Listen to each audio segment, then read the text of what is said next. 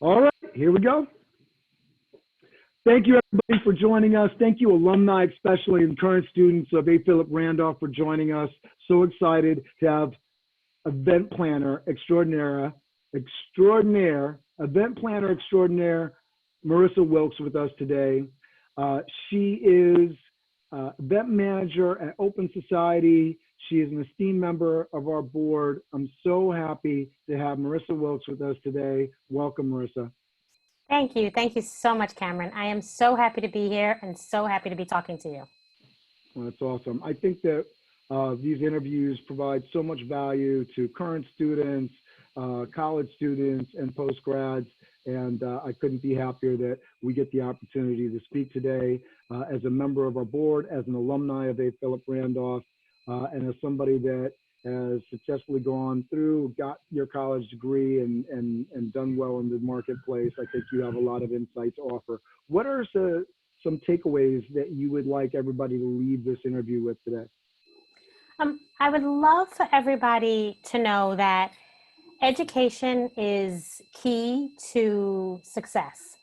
That is my biggest heartfelt opinion. I think that getting as much education and gaining as much knowledge as you can is just key. And the other takeaway I would say is make sure you're passionate about what you do in life.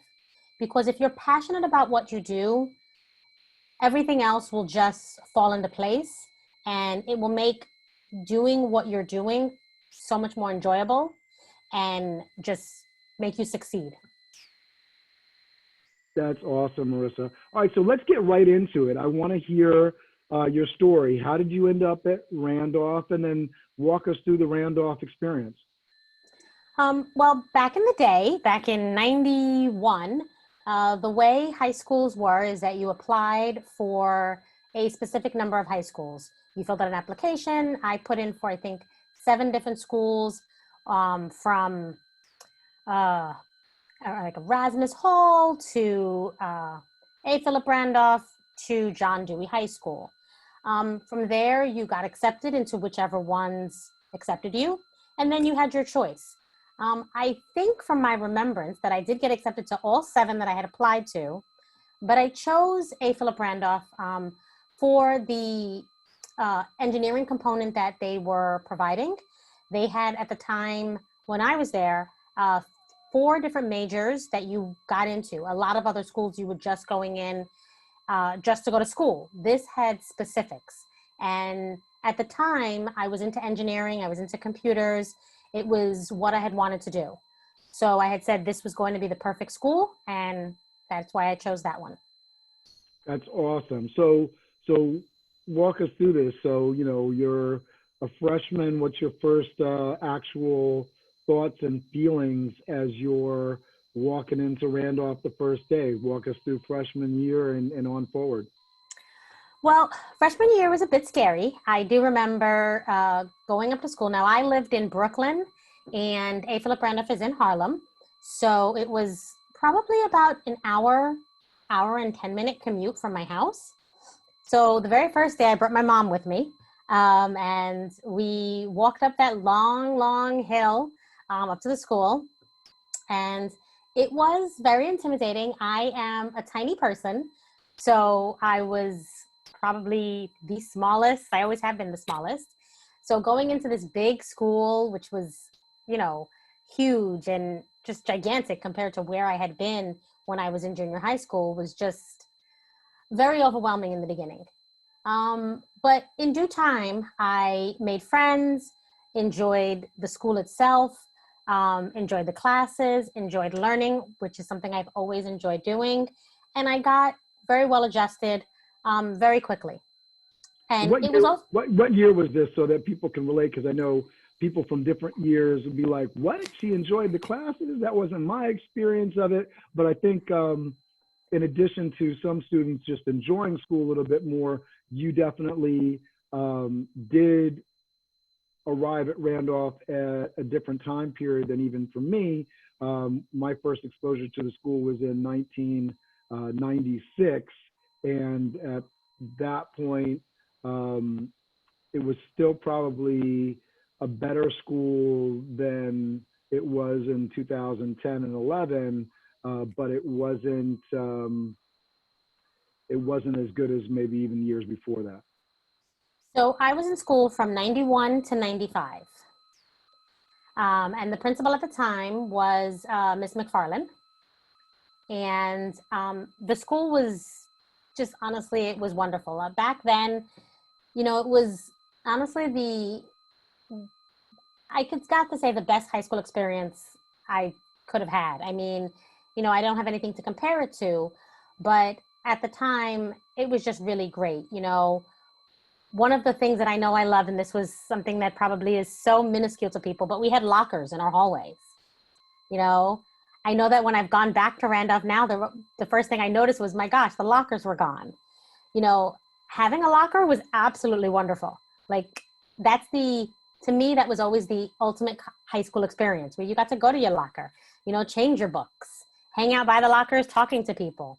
You know, while the education was really absolutely great, that also the fun side and the socializing and the interacting, having those things made it really, really a great experience. So walk us through your freshman year. You're enjoying the classes. Walk us through the rest of the experience, sophomore year, junior year. So basically, you know, like I said, I did engineering. I also got involved in track. One of my favorite teachers was a teacher by the name of Mr. Rogers. He taught the engineering drafting class. And that was one of my favorite classes to have taken. It allowed you to be creative and just, you know, get your thoughts out there on the paper through drawing. And from taking the class with him, I then also became the manager of the boys track team. And so I would help him do all the administrative work for the track team, you know, keep their scores, order their uniforms, things of that nature. And that was just a lot of fun. We would go to the track meets and, you know, just enjoy ourselves and enjoy the time. And as far as the classes through the years, you know, I had my favorite classes. Like I said, I had the engineering drafting class. I even loved my gym class, you know, because we used to do different kinds of things in gym, from gymnastics to basketball to going outside into the yard and doing softball. So it was just an overall really great experience. I can't say something about each particular year. It just was wonderful to know the people that went there, wonderful to take the classes, wonderful to work with all the teachers. And then even towards the end of high school career, you know, we had great guidance counselors who helped you get into, you know, fill out your applications for college. They also encourage you to take AP classes. I myself took I took AP Math, and I think I took AP Spanish. And so it was just the encouragement and the push to take those classes and to do better. That's what the teachers provided you. I love that. And I think one of the great things about Randolph, because there's a lot of smaller high schools in particular that don't even offer AP classes, is just having the ability and the access. And I know that has also changed from year to year. There isn't always the same amount of course offerings. I was interviewing Trevor Castleberry yesterday, and he was talking about how pivotal a AutoCAD class that he had in high school was, and I don't know if that was available during your time, and it might not be available now, but it was offered when he was going to school, which I thought was really great and a great part of his story. So you, like most graduates of A. Philip Randolph, were not involved with Charles Thompson and SPI while you were attending high school. Talk to us about applying for colleges and how you made your choice between the colleges that you applied to. Well, one of the other things I was going to say, because you just reminded me of something on the AutoCAD class, was that, and this helped with applying to college, one of the things that A. Philip Randolph offered when I went to school was the ability to take classes at City College. And I remember taking, now I couldn't tell you what class it was, this was 20-something years ago, but I do remember taking a class at the actual college where we would leave school for a little period of time, go take the college class, and then come back to campus. So that was a real benefit to going to school in A. Philip Randolph, because any other school you go to, even a Brooklyn Tech, you're not able to actually take physical college classes on a campus, which then helps prepare you for actual college. Yeah, I have to find out what level of interaction they have with City College now. And I know that's also one of the things that's changed over the years. Principal David Fanning's great, but I don't know if he's opened that door. I know it has had various levels of openness at different times. So I'll try to find out and update people on it and see what's going on currently to kind of put that message out there and definitely inform our board. So talk to us about the journey towards college. So when it came senior year, time to apply for colleges, I had decided to myself that computer science was my interest and what I wanted to do. So I applied to several schools at the time. I had applied to Rensseleaer Polytechnic, which is in Troy, New York, and I had applied to Carnegie Mellon, which was in Pittsburgh. Those were my top two schools to go to. So those are the two schools that I went on college campus visits, toured the campus to help myself decide which school I wanted to go to. Now, while I said those were not the only two I applied to, those are my top two choices. I did get accepted to both of them. And so when it came down to making a decision, I decided to go to Rensseleaer Polytechnic, and making that decision had a lot to do with my guidance counselor helping me weigh the pros and cons, and also deciding for myself that I wanted to stay in New York and be closer to home, which Rensseleaer, or as it's known as RPI, was in Albany, closer to Albany, so it's about 3 hours away, whereas Carnegie Mellon was over 8 hours away in Pittsburgh. So while I was ready to leave home, I did not want to be so far away from home that I couldn't just come home whenever I wanted to for a short, quick bus ride or a short, quick train ride. So that is what made me choose RPI for college. That's great. And in terms of, the distance thing, I think that's something that a lot of people weigh into their college education. I know we're about to get into the college story, but is there anything that you really thought was great about your college search process, or something that you might have done differently looking back on it today? Looking back on it today, I think I would have probably went to visit more colleges. I only visited the two. I think I would have cast a wider net, maybe looked at schools in Virginia, looked at schools in DC. Those are not that far away. I really stayed my search to New York and Pennsylvania, I guess you could say. So it was more of the tri-state area. So I think that I would have expanded my search a little bit more and gone and visited more college campuses. Yeah, I think that's something that a lot of people can identify with. And I think that's something that I've already sort of sussed that out with these interviews that I've been doing, that I think a lot of people would have gone back and definitely visited more colleges. All right, so you chose Rensseleaer, happy day, got accepted. I don't know what the financial package looked like, but you were there and you're on campus. Tell us about that story. So there, RPI is a very expensive school. I did have a fairly good financial package. I had to take out a couple of loans, but for me, I knew that I wanted to go to college. So the way I looked at it as, cost was not going to stop me from going to college. That's probably the easiest way to say it. But I did have, oh gosh, I can't even remember what they were back then, if they're still the same now, but FAFSA, some student, some scholarships, some other different financial aids that they give you there. Yeah, FAFSA is definitely still a very big deal and big part of the college financial aid process. And so from there, I went to my first year at school. I was majoring in computer science.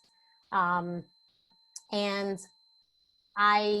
when I took the AP class of calculus, because one of the classes you have to take at school when you start is calculus, I took the AP class. I did not pass the AP test. However, I don't regret taking the AP class because it allowed me to take the calculus and have a lot of easier time understanding the material that was going on.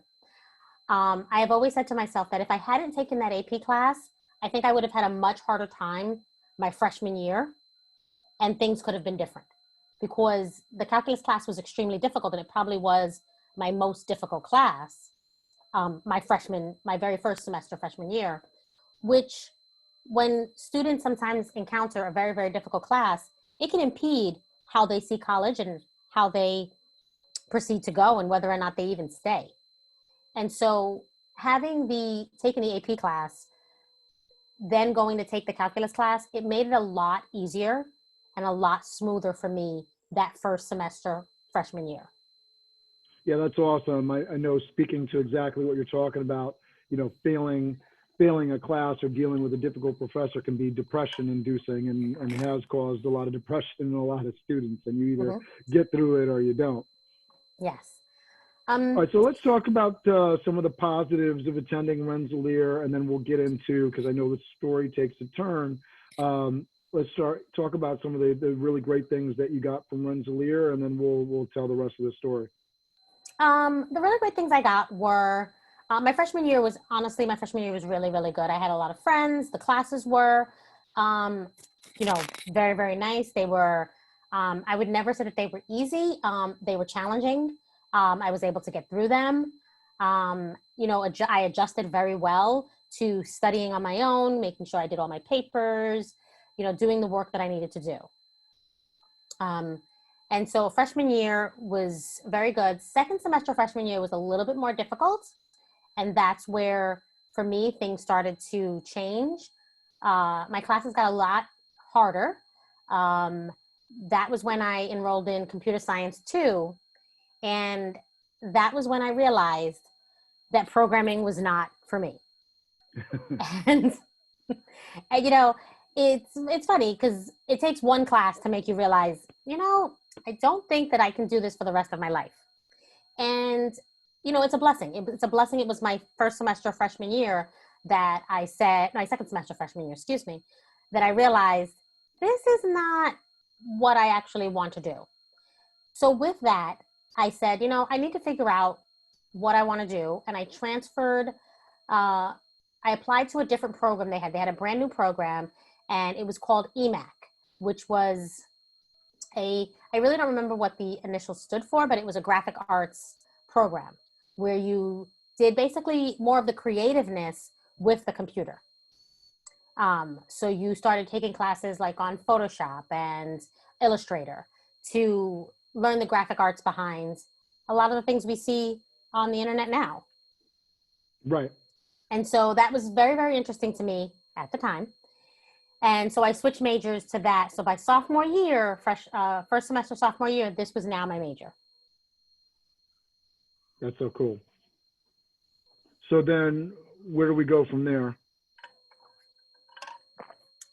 So from there, we go to changing dorms, moving sort of off campus, but still campus housing.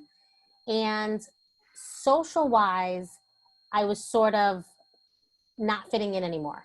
The friends that I had freshman year, I didn't really have them anymore sophomore year. They had sort of turned into, the friendships just went down a different path, I guess you could say. So I was a lot more lonelier my sophomore year. And the being lonely sort of took a toll on the way I did the work, how much I invested in my time into the work, and just, I was not enjoying myself, and I wasn't enjoying school anymore at all. And for me, I had said this before, education and learning was always a passion of mine. It's something that I love to do.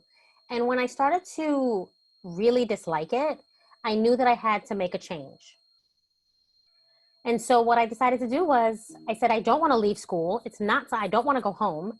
I said, let me go to a different school. Let me transfer out of here and go to someplace else that's more of a liberal arts college instead of a technical school, to see if I can find my way and find what I really want to do. Because by the time I had decided to transfer, I really wasn't enjoying the graphic arts portion of the program anymore either. And I don't know if it had a lot to do with the loneliness that I felt versus the program, but I knew that it was just something for myself that I had to do if I wanted to continue my college experience. Yeah, and I think it's such a great part of your story, because I think, you know, this is where a lot of things go off the track in higher education, because at this point, you know, you're either making a decision to carry on and just be miserable, or you're deciding, you know what, it just isn't worth it, and I'm gonna, you know, not continue my education. And you decided, I want to continue my education, I just don't want to do it here. Yes. And I think that's a big deal, because advocating for yourself is such, I mean, I hear it in these stories all the time. You know, if you're talking about things that we can do better for ourselves almost on a constant basis, with these points and decisions in our life, it's advocating for ourselves and doing things for ourselves and treating ourselves like a client, versus treating our life like, you know, we're just an occupant and somebody else is, you know, driving the car and making the turns. We have the ability to take us from one point to another. So talk to us about how did you end up at the State University, New York College of Fredonia? So I ended up at the State University of Fredonia. Let's see, primarily because I picked a bunch of different schools that I wanted to apply to. I don't recommend this, but I was dating a boy at the time, and he went to the University of Buffalo. And so I said, well, I want to be closer to him. But I knew at the time that there was no way my aunt would let me go to the University of Buffalo where he went to school. And so I said, okay, so I'm going to apply to schools around the area. So I applied to the State University of Fredonia. I applied to Niagara University, and I applied to a school in Rochester. Okay. And I said, so let me see what I get into. All with Yes. All around, all circling the boy, basically. Again, I do not recommend this. I don't, and just I don't know if you know from my story, if you've heard this before. I didn't graduate college, and a big part of that is, you know, I didn't pick the right college to go to, and part of my decision-making process was following the girl in the red leather pants around on the tour, and that's how I ended up at the college that I ended up at. So I understand. I think that's real life for a lot of people. Yes. So in the end, I chose the State University of Fredonia because it had a bus that went directly from Buffalo to Fredonia. Oh, boy. And I said, this is where I'm going to go. Well, needless to say, I moved all my stuff up there, you know, and this was the dead of winter. And, you know, my aunt came, picked me up from RPI. We packed up all my stuff, drove it up to Fredonia. Then when it was time to go back to school in January, because, you know, you get that short little break, the boy and I had broken up. Oh, wow. And so I was like, oh, I don't really want to go to Fredonia anymore. And my aunt said, you're going to Fredonia.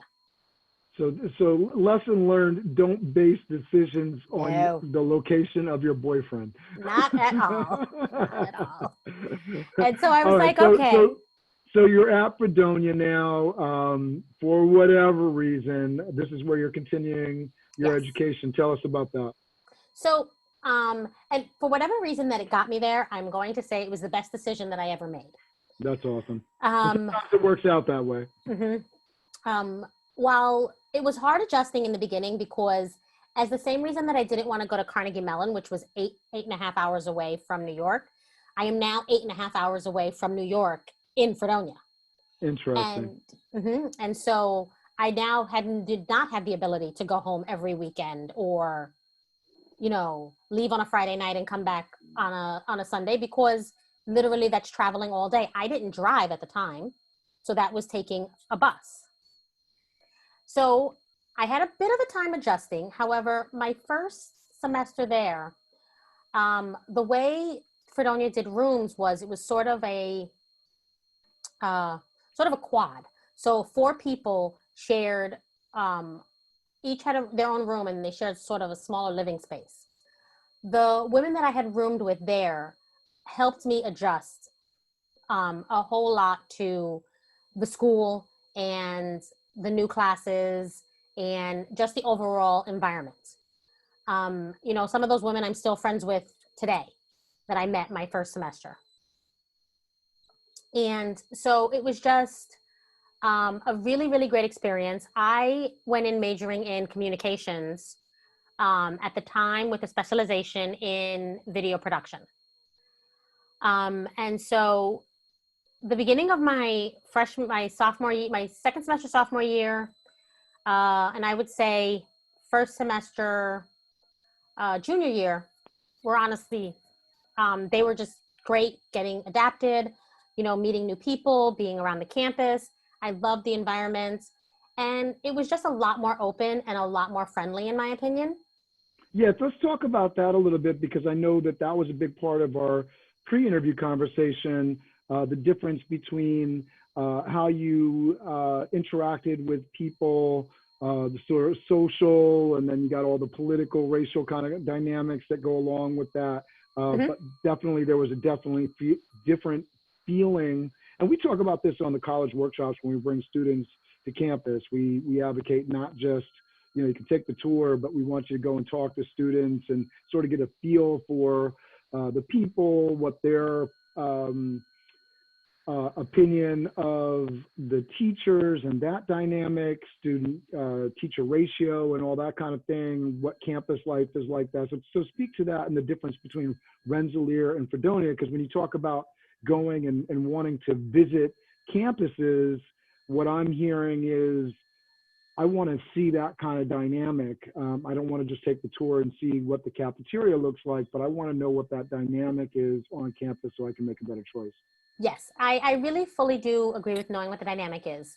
The difference between Fredonia and Rensseleaer, when I was at Rensseleaer, I basically stayed with all the, I hung out with most of my friends. Most of the people that I spent all my time with were African-American and Hispanic. That was the group of people that I associated with and did everything with.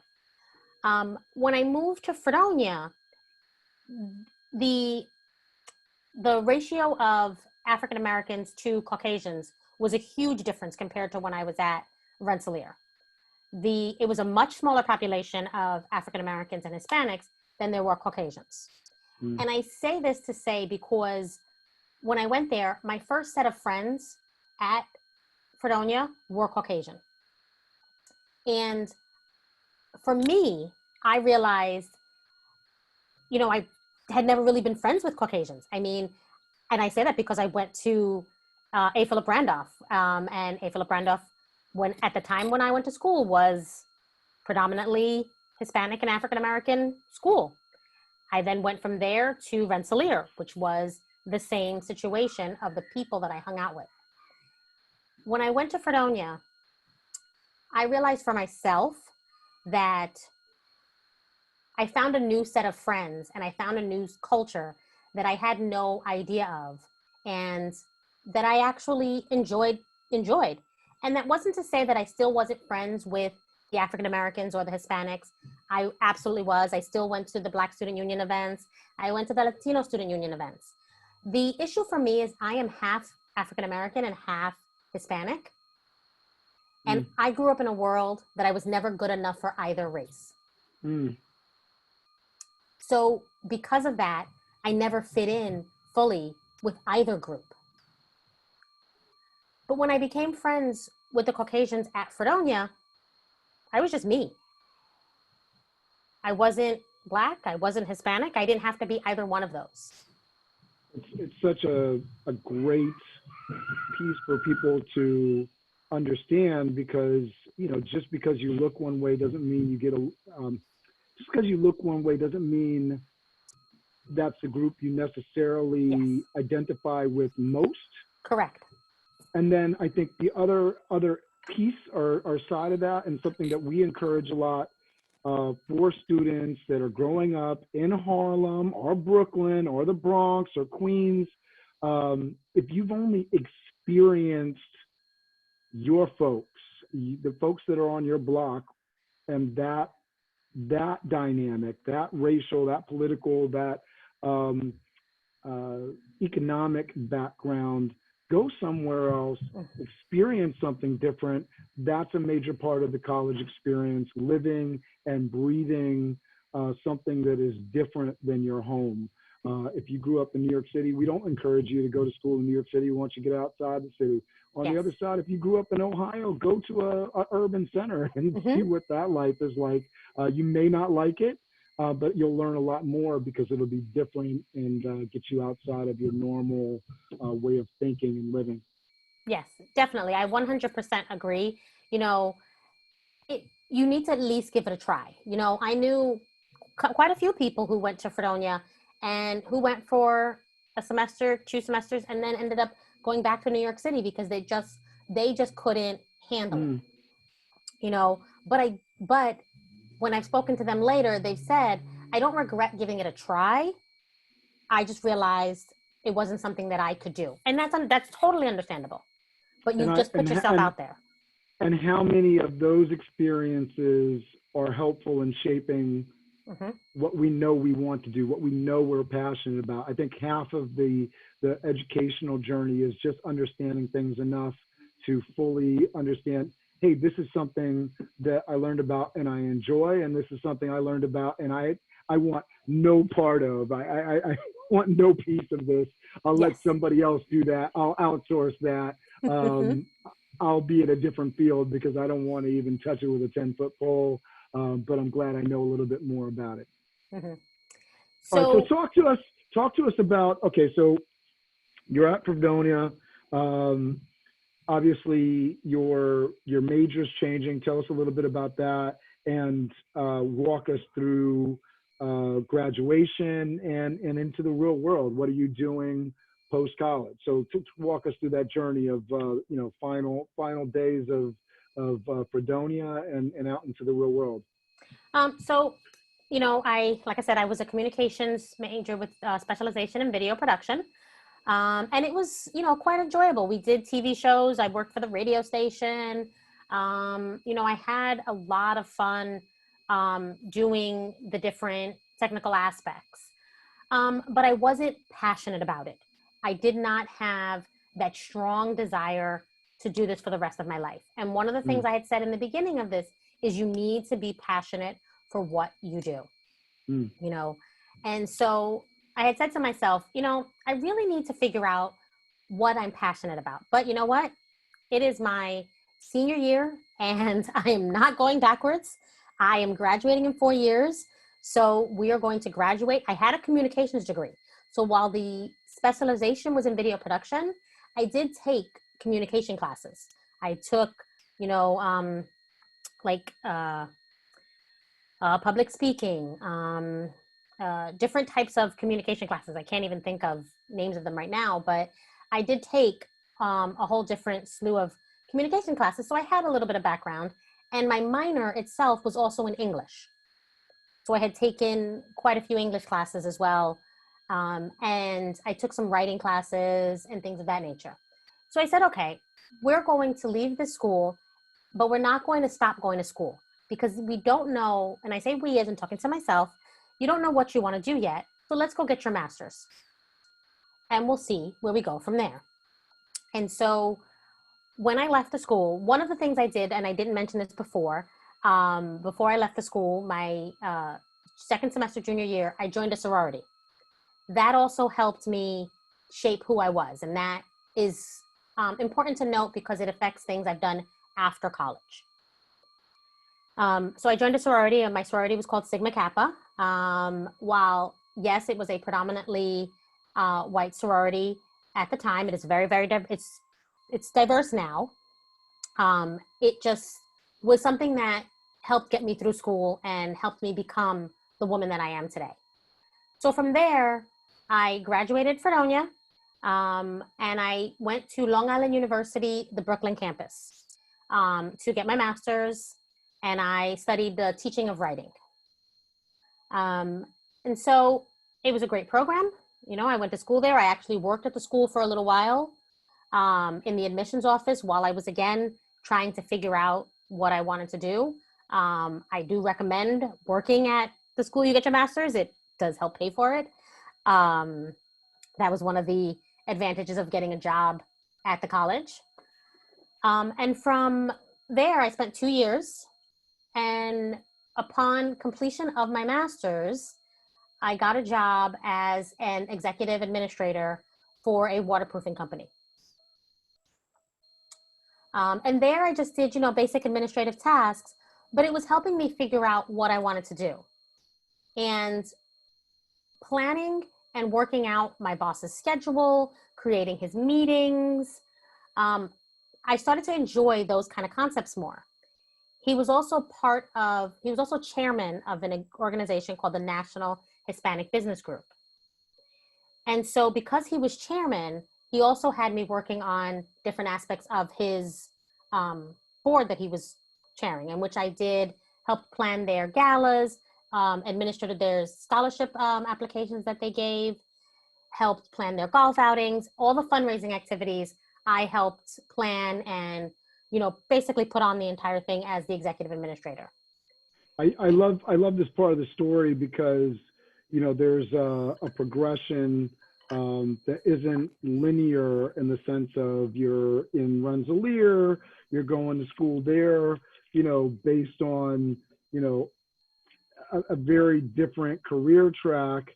And then we, you know, end up many years later with you being an event planner extraordinaire, working for Open Society and doing event planning on your own. And, you know, an admin assistant, you know, for all my folks that are connected to me on the event planner side, I think that's a familiar part of the story. And for those folks that are in a job, I think sometimes bosses have a tendency, hey, can you do this other thing that isn't really related to your job, whether it's internally or outside the company. But, you know, and I think, you know, for us, you know, individuals that are put in that position, it's like, oh man, you're asking me to do something else. And I would say a lesson that I've definitely taken away is, hey, leave yourself open to that sort of thing because you never know where it's going to lead. In your case, it definitely has taken you where you decided to go rather than down the executive administrative track or visual arts or even teaching. Yes. So I don't have your, I don't know when you want to say quintessential, you know, college progression where, you know, you go in as a biology major and then you apply to med school and then you become a doctor, you know, that you knew that from the very beginning. You know, I was up, it was an ebb and flow. I was up, I was down, I was up. You know, it was all different tracks that I went on to finally find what I was passionate about. And so one of the things I want people to know is, you know, you don't have to know what you're going to do when you go into school. You don't. You know, are there people who do? Absolutely. You know, but you don't have to know that this is what I'm going to do and this is what I'm going to do for the rest of my life. You know, you can go in with you know, I think that I like this and I want to give it a try and see where that takes you, you know, and that's what I did. That's how I became an event planner, because so after I was doing all the events for the National Hispanic Business Group, and I sort of segued from being the executive assistant to the waterproofing company to fully being the executive administrator for the National Hispanic Business Group's organization, I, from there, decided that, okay, this is really what I want to do. And I'm now going to try to find a job that is actually in this field as an events coordinator, an events planner, something to do with events. And so I began applying for different jobs at different places. I looked at just a couple of nonprofits, a couple of hotels, things of that nature. And I ended up finding on idealist.org this job application for the Open Society Foundations. And I read over the qualifications, and one of the qualifications that stood out to me was you must be able to lift 50 pounds. And I thought that was the most hilarious thing in a job application ever. And I said to myself, you know what? I'm going to apply for this job because I just think it's funny. And there's no way they're going to hire me if they say you have to lift 50 pounds. They're going to take one look at me and be like, if you can't lift 50 pounds. But I was like, but you know what? Everything's a chance. I'm going to take the chance. And I applied for it. And 14 and a half years later, I'm the event manager at the Open Society. So talk to us a little bit about this. Now, and I want to go back to the job application thing because I think that is really relevant to people, but I want to come back to it, stick a pin in it. Tell us about Open Society. Tell us about why it's not necessarily common, especially in this day and age, for somebody to stay at a company for 14 plus years. Tell us a little bit about your job, why you like it and why you've stayed. Well, one of the things is, like I said, I've found something that I'm passionate about, and I found something that I love to do. I very much enjoy helping people coordinate their meetings, helping people set them up, helping people decide on the catering that they want to order, and setting those kind of things up. I'm a doer, and being hands-on, I really enjoy doing that. The other benefits to working at the Open Society are the benefits in themselves. And, you know, they offer you quite a lot of benefits that just help enrich your life and help enrich the experience you have working for the organization. And so, and these are benefits that, you know, I hate to say this, it would be very, very hard for me to achieve these benefits elsewhere. It would take a while for me to find a place that would offer me these benefits. And even if I found a place, you know, the way things work now, it would take a while for me to be able to achieve those same benefits at other places. You know, I have the privilege of working for a nonprofit organization that is fully funded by a billionaire. Now, not everybody has that, you know, opportunity or that chance, or works for a nonprofit that is funded like that.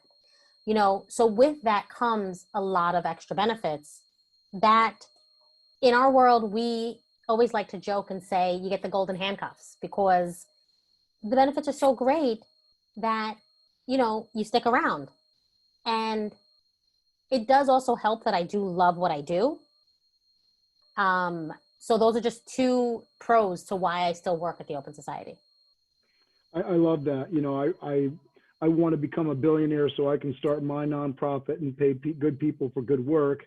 And you found that. You found a place where they're willing to pay you well, treat you well. And it's always been my belief that, you know, if you're doing whatever job, wherever you are, you should be paid well. People should treat you well. You see the challenge, you know, with an organization that their morals are a little bit iffy in the sense of, you know, look at an Amazon, you know, right now, the company is making money hand over fist, but yet the billionaire owner of that company is not opening their wallet to just say, hey, we'll make sure everybody gets double pay for working during this time where you're keeping, you know, this organization thriving and making money, or even saying something like, you know, hands down, we'll provide everybody health benefits or any of those kind of things. So you have an organization where, you know, they're putting their money where their mouth is, so to speak, and saying, we want you to do good work and we're willing to pay you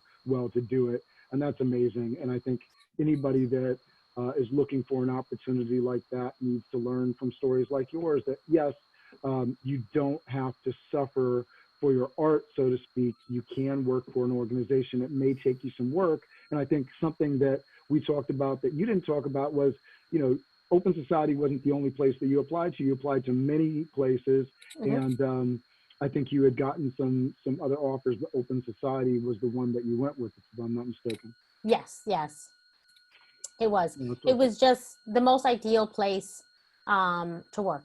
And I felt that I was going to gain a lot of experience and be able to just gain some knowledge and work for a great nonprofit, you know, that does great things for other human rights organizations. Yeah, I know we're trying to build that with SBI right now, and a big part of this project is hopefully to bring alumni in to get them more knowledgeable and make SBI a higher priority so we can create some sustainable funding to do the sort of thing, you know, pay great people to do good work at Randolph and keep the legacy of Randolph alive and going. I thought a big interesting part of your story was you weren't somebody that was necessarily involved with SBI, but you're now on the board. And that's my timer going off just to keep things on point here and moving along. You know, we want to be able to create that kind of special situation at SBI, and we really need alumni like yourself who can come back and participate and contribute financially on a monthly and annual basis so that we can create some sustainable funding for the organization to take us into the future, to keep the legacy of Randolph and the educational pieces and continue connecting alumni to current students, because I think that is something that SBI does a great job, case in point with what we're doing here. We stuck a pin in the application process, and I want to come back to that one because I think it's really an important learning point in your story, this idea of education and this idea of passion. Let the job interview template get in the way of your job search. Don't get psyched out by the little things. In Trevor Castleberry's story, again, it's fresh in my mind because we interviewed yesterday, his grade point average, he's an engineer.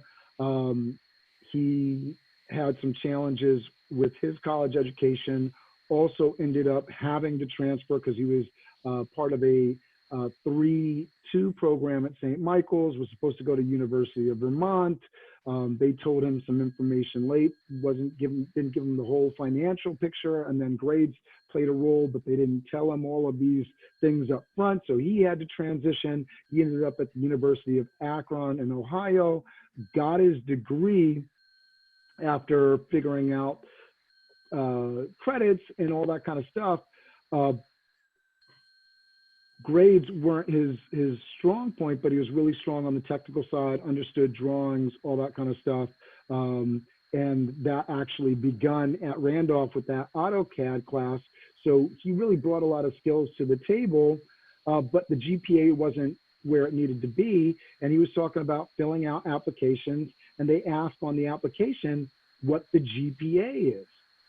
And rather than check that box and say, oh, you know, my GPA wasn't great and had to understand it, he just put everything in, and in the GPA piece, he put the 4.0. And it's a little bit of fake it till they make it. I mean, we talk about morals.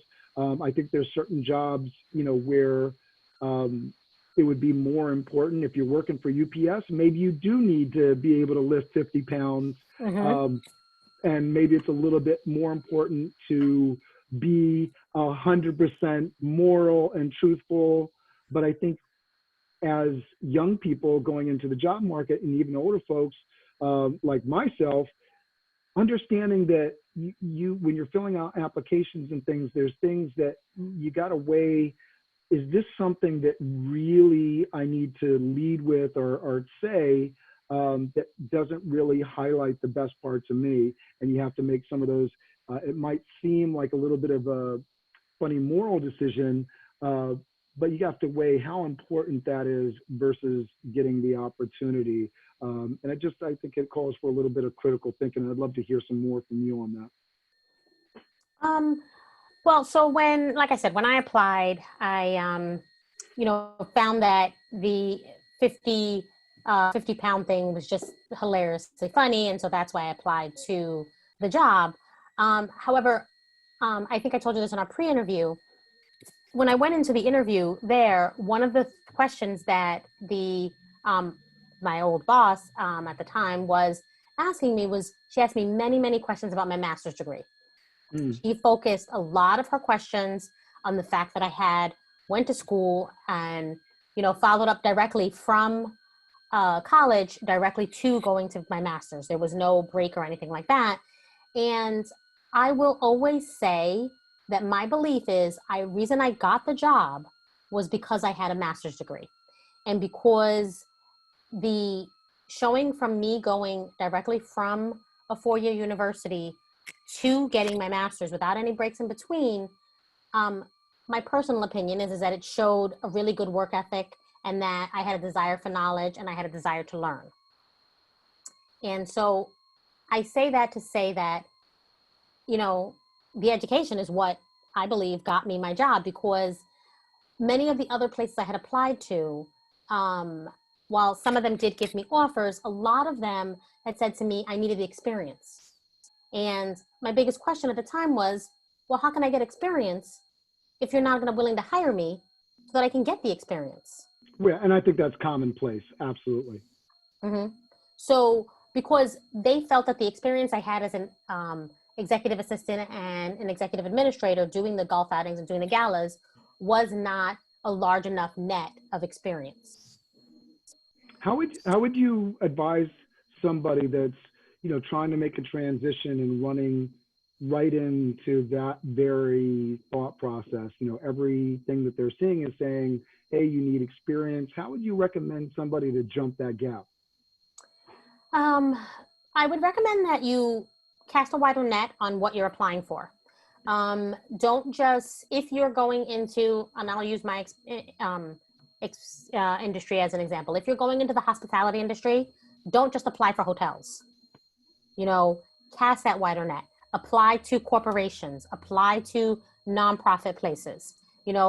Look at jobs that have the executive administrators in the title. Look at jobs that have the, event specialist, event assistant. Look at those kind of things.